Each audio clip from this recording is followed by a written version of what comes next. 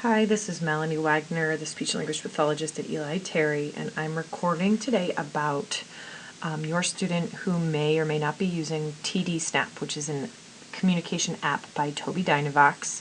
And I think the most important thing to know before we get started with the app is to make sure that in iPad settings, which is this little wheel right here, that we've turned on guided access. And how to check that is you can go into accessibility under the settings in the iOS device, and then you can check if guided access is turned on. If it isn't, turn it on, and then I usually set my passcodes for my students to 1, 2, 3, 4, 5, 6. If you can't set it to 1, 2, 3, 4, 5, 6 because your student knows that it's 1, 2, 3, 4, 5, 6, we can come up with a unique passcode setting for your student, but in general, I always go to 1, 2, 3, 4, 5, 6. And I would set that passcode setting. And that's all you have to do to make sure guided access is available for your student. And then get out of the settings and go to the app itself. This is my app here. And then when the app itself turns on and looks like this, you're going to want to triple click that home button, that circle button on the iOS device, and turn it on. It'll look like that to turn it on. And that means your student can't get out of this app. That means they cannot get out of it. And it's very important that you do that so that they don't learn that their communication device can also be used for things like YouTube or things like other apps. Their communication device should be used for just communication, and that is super important because it is their words, it is their language, and they need to know that that iOS device, that iPad is their voice and their voice only, so they do not get confused and so they do not abandon it as a communication aid. Another important thing that you might want to go down to is to go down to the dashboard and check and learn all of these different functions on the dashboard, the most important being the volume up and the volume down, because sometimes the volume will get messed around with at home. Okay, and then you can also go in and under System, you can use a passcode so that your student can't go in and edit anything, which is also super important because sometimes our friends love to click, click, click, click, click, and then they end up editing or deleting a button. That's really important. So you might want to go in and go under System. So if you want me to show you again, it's this little wheel up here, right here. You're going to click that wheel, and then under System, you're going to set a passcode for editing. And the passcode for editing is actually you're going to click it on, is actually just a 4-digit passcode. So instead of 1, 2, 3, 4, 5, 6, I usually use 1, 2, 3, 4. So if you're wondering if it's turned on when you get the device home from us, those are usually the passcodes. If you're stumped or if it looks like you have a different one, please email me anytime. Okay, so this is a general setup of what TD Snap looks like. There may be more or fewer buttons depending on your student and their needs. Sometimes buttons are also what I call hidden. So if you go under this editing mode again, hidden is this little eyeball icon, and if you click on any of these, you can hide them by pressing this little eye, and then they disappear. And sometimes some things are hidden to make it easier for your student to learn the vocabulary that they might be working on this year or this month or whatever it may be. In general, we don't like to reprogram this main page. We want to keep it as the same as possible, because if they eventually down the road, if they're able to use more vocabulary on their main page, when you put more vocabulary on there, they'll be confused as to where the layout is.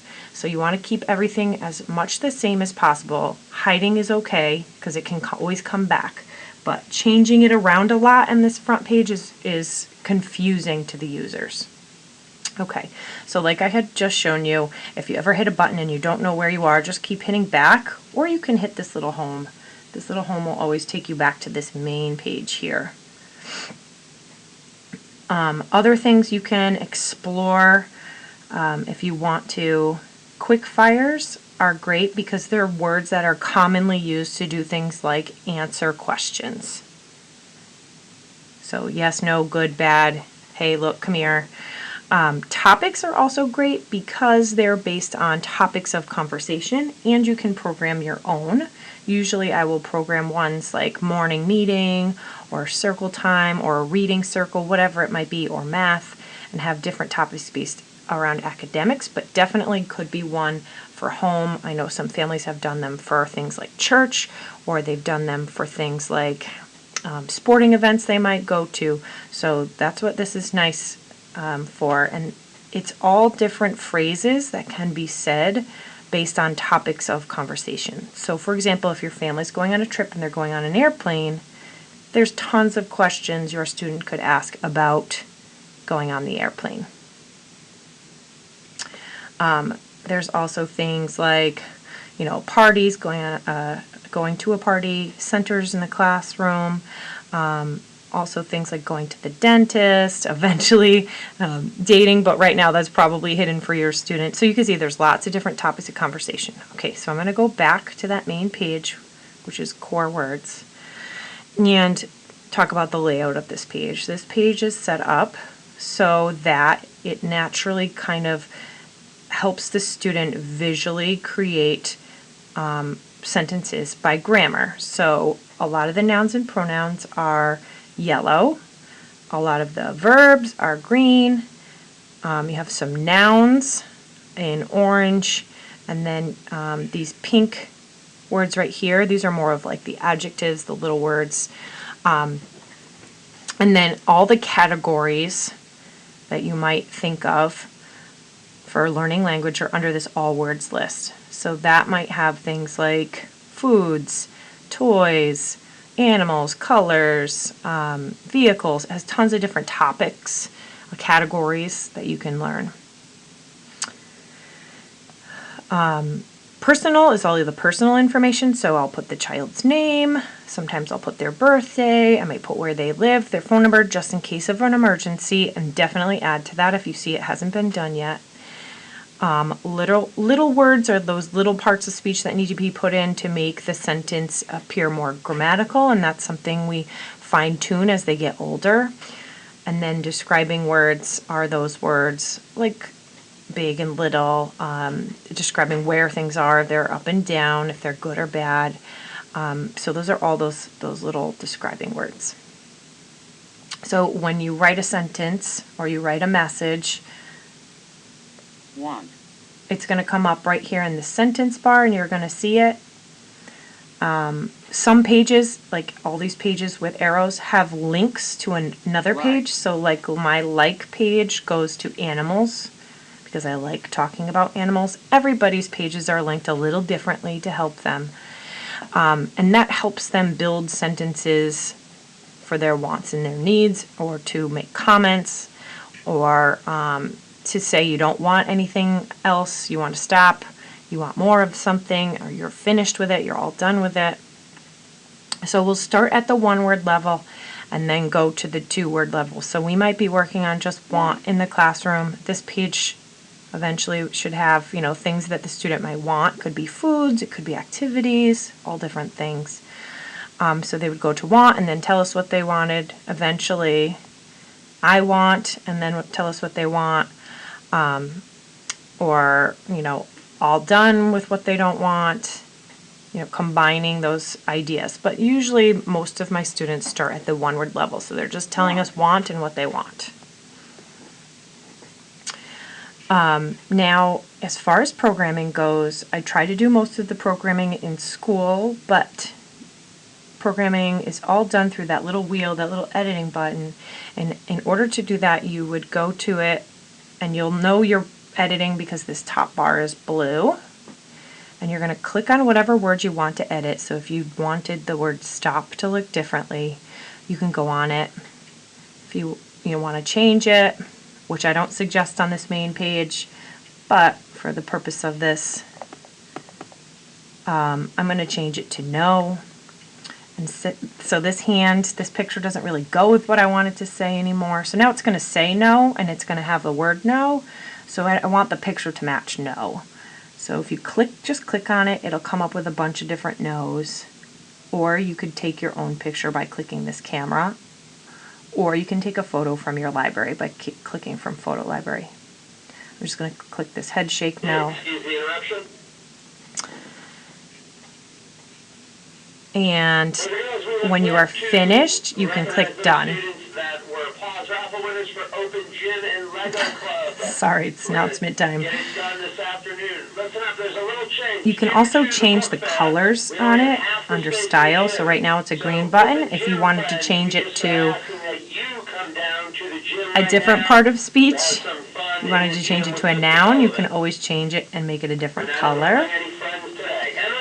If you want this button to go to another page, you can link it to a page.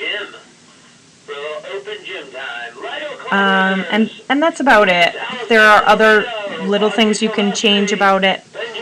I'm actually going to change it back to stop. Sorry for the announcement. I'm going to change it back to the red hand for stop, so that it says stop still. So for example, I changed this want, I go back to link it to a page, and how I did that was link to a page, and it says it linked it to a page I made called reinforcers. Okay, so now I'm going to be done with that. I'm going to go to reinforcers, which is blank because it's a page I made, and I can add anything I want. So if I'm adding a reinforcer, I'm going to add something like a bike. I like to ride my bike, and you can use their bike or you can take a picture of the bike, and that's on there. And I love to do that, and I love to have families program. They might not be programming want or any of those reinforcers, but I love to have them program the personal. So, putting family pictures in there, my mom, my dad, or whoever is a part of your family unit. This is my house, I live on whatever, this is my dog, her name is whatever, just having it personalized, because that really motivates the student to want to use the device and to share this information with us. All right, and if you ever notice that the student has a ton of messages up in this, just, clear it out, hit the clear button. This little light bulb will bring you, I have passcode set on mine because I just said it, will bring you to any of the updates from Tobii Dynavox, and it can also show you how to do things. So if you're not sure how to program, or you forgot how to change the color on a button, it comes up with a whole list of topics how to program things. This little magnifier is super important because it shows you where a button is. So if you're, say for example, you're looking for the verb turn, you can't find it. You type it in there and click on the one you're looking for, and it'll show you how to get to it. And there it is, turn. And I found it. So that magnifier is super important. And then also this little timer right here will bring you right to the dashboard. The dashboard actually has lots of cool things that I'm not going to go into today, but it does link to a lot of the Google Home products, and it also gives you a visual timer. So if you wanted the student to work or to do something for a minute, it'll slowly count down for that minute, and then at the end give a little alarm. So it's kind of a nice feature built into this device, and I just turned it off. Okay, and then again, another really important thing to do every once in a while is to hit this cloud, and that will back it up. Mine right now is not linked. Your students will all be linked to my school account's Tobii Dynavox account. If you want your students linked to a Tobii Dynavox account you make, the accounts are free. If you want them to be linked to an account you make for free, just let me know that you've made an account and I will link it to that account. All I need is your username and your password, your email and your password for Tobii Dynavox, and then it'll save your student's profile anytime you click on that cloud. And then anytime you either do a backup on iOS and everything freezes and you have to reinstall the app, or if you broke your iOS device and you need a new one and you have to get the app again, or if your student accidentally deletes everything, which happens more often than I like to admit, then it's all saved to the cloud and you can reinstall it pretty seamlessly without any issue. Okay, I know that was a lot of information, but that is all about TD Snap. If you have any questions, please feel free to email me. Like I said, right now, if your student is just starting out with this device, you're going to probably start with requests, one simple want, and then what they want. And then having them tell you what they want. You might have them start with things like, I'm all done with that, or I want more of that, but very simple, 1 to 2 words, that's it. Just to get them motivated and just to get them to realize that this talker is used in both school and at home, and it's very powerful. It's my words. It will get me things. It will get my message across and make me part of the conversation too. Okay, so if you ever want me to add something to the want page, because I know a lot of the vocabulary is school-based, if you want me to add something that would help at home, please feel free to drop me an email. All right? If you have any questions, I'm available. Via email is the easiest way, but you can always call the main office and ask for my office. Thanks so much.